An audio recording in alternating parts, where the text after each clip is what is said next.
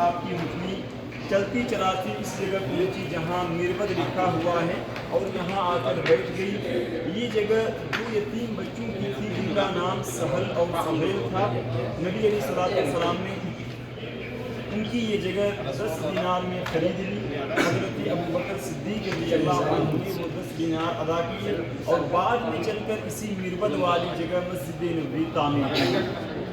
اب ایک سوال یہ ہے کہ مسجد تعمیر کی گئی تو وہ کیسی رہی ہوگی، اس کی لمبائی، اس کی چوڑائی اور اس کی اونچائی کیا رہی ہوگی، اس سے ہم آگے چل کر دیکھیں گے، جو کہ ایک نمونے کے طور پر آپ کے سامنے پیش کیا گیا ہے۔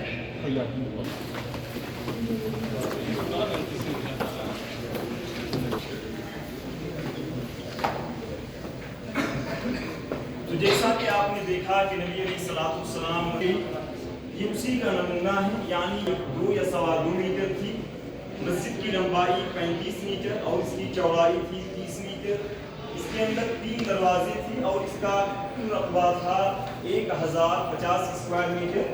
اسی طرح دیکھیں اس مجسمے کے اندر یہ چھت آپ کو یہاں شمال کی جانب نظر آ رہی ہے، جبکہ ہمارا قبلہ جنوب کی طرف ہے۔ اس اعتبار سے اور اس مناسبت سے چھت کو بھی جنوب کی طرف ہونا چاہیے۔ ایسا کیوں نہیں؟ مسجد اقصی کی طرف تھا، چونکہ ہمارا قبلہ پہلے مسجد اقصی ہوا کرتا تھا۔ نبی علیہ السلام جب مدینہ منورہ تشریف لائے تو آپ نے 16 یا 17 مہینے مسجد اقصی کی طرف رخ کر کے نماز ادا کیا۔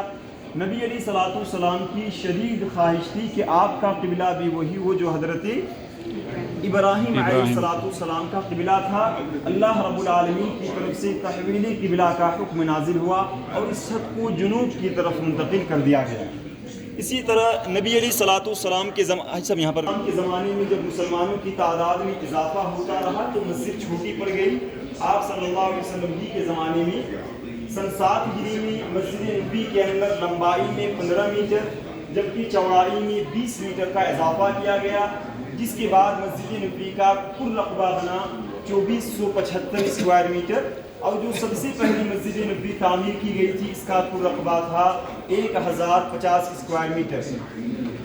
نبی علیہ السلام کے زمانے میں مسجد نبوی اسی حالت میں باقی رہی۔ آپ صلی اللہ علیہ وسلم کا انتقال ہوا، حجرہ عائشہ رضی اللہ عنہا کے اندر آپ کی تدفین کرائی گئی۔ اس کے بعد توسیع کا ایک لمبا سلسلہ ہے کہ کس نے کس طرح سے توسیع کی، کس نے کس طرح سے تعمیری کام کروائے، اس سے ہم سلسلہ وار انشاءاللہ آگے دیکھیں گے۔ ایسا اس پر آ جائیں گے۔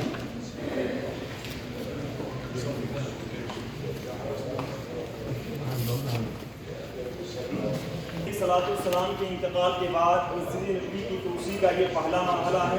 اسکرین کے اندر آپ دیکھیں سن 17 ہجری، یہ حضرت عمر فاروق رضی اللہ عنہ کا زمانہ تھا۔ حضرت عمر رضی اللہ عنہ نے سن 17 ہجری میں مسجد نبوی کے تینوں سائڈ سے توسیع کرائی۔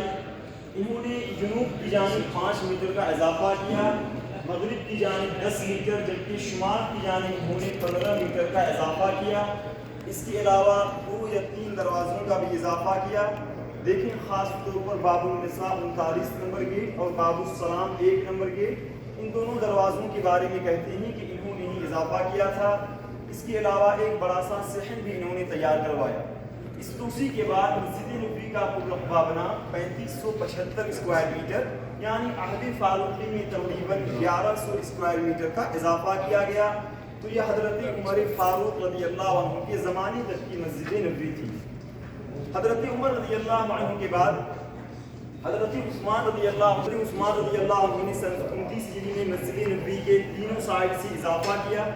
انہوں نے کچی دیواروں کو ہٹا کر کالے پتھروں کی مضبوط کنیوں سے چھت لگی تھی، انہیں ہٹا کر قیمتی قسم کی لکڑیوں کی چھت نصب کرائی۔ اب ان کے زمانے میں مسجد کی لمبائی تھی 80 میٹر، چوڑائی تھی 75 میٹر اور مسجد نبوی کا کل رقبہ تھا 4078 اسکوائر میٹر، یعنی حضرت عثمان رضی اللہ عنہ کے زمانے میں مسجد نبوی کے اندر 496 اسکوائر میٹر کا اضافہ کیا گیا۔ اسی طرح دیکھیں یہاں یہ حجرہ عائشہ رضی اللہ عنہا، جس کے اندر 3 قبریں ہیں، نبی علیہ السلام، حضرت ابوبکر رضی اللہ عنہ اور حضرت عمر فاروق رضی اللہ عنہ۔ آپ شروع سے دیکھتے آ رہے ہیں کہ یہ حجرہ مسجد نبوی کے باہر ہے، ایک سوال یہ ہے کہ اس حجرے کو مسجد نبوی کے اندر پہلی دفعہ کن کے زمانے میں کس نے شامل کیا؟ اس حجرے کی ایک مستقل تاریخ ہے کہ یہ پہلے کس طرح سے تھا اور اب کیسا ہے، اور اس درمیان لوگوں نے کیا کیا کام کیا، اس مکمل تاریخ کو انشاءاللہ اسکرین پر دیکھیں گے۔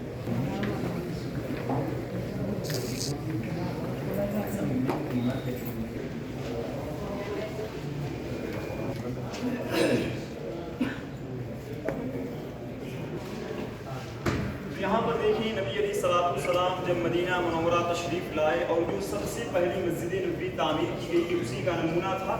یہاں آپ کے سامنے ہے حجرہ عائشہ رضی اللہ عنہا کی مکمل تاریخ کہ اسے کس طرح سے مسجد نبوی کے اندر شامل کیا گیا۔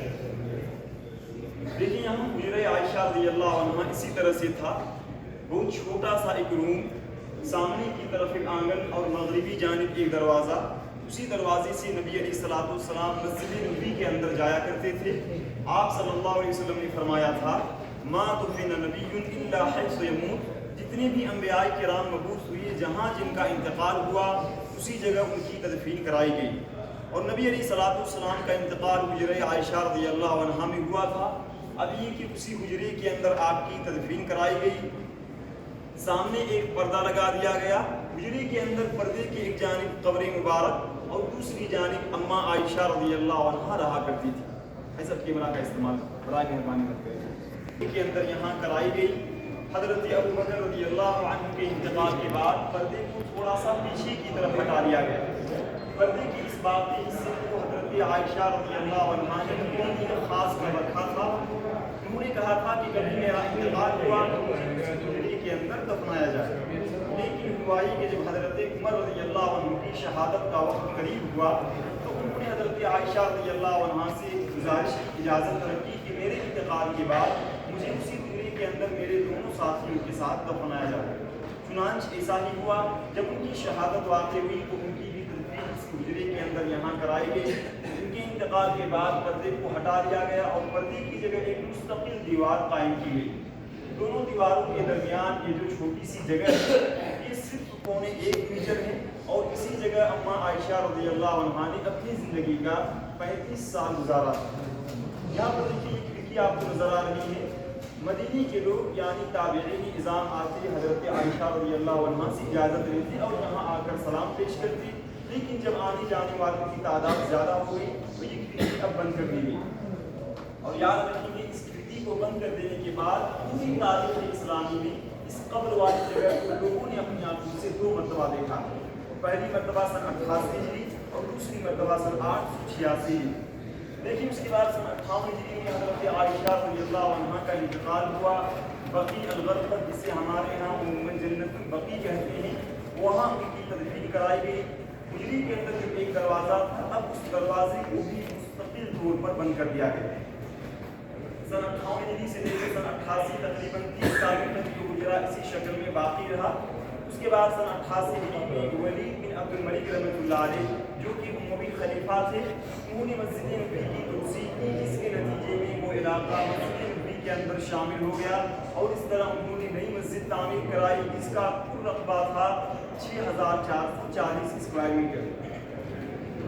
انہوں نے یہاں حجری کے اندر جو کچی دیواریں تھیں ان دیواروں کو توڑ کر کالے پتھروں کی مضبوط قسم کی دیواریں تعمیر کرائیں، اور یہ سارا کام اس وقت کے گورنر عمر بن عبدالعزیز رحمہ اللہ کے زیر نگرانی ہو رہا تھا۔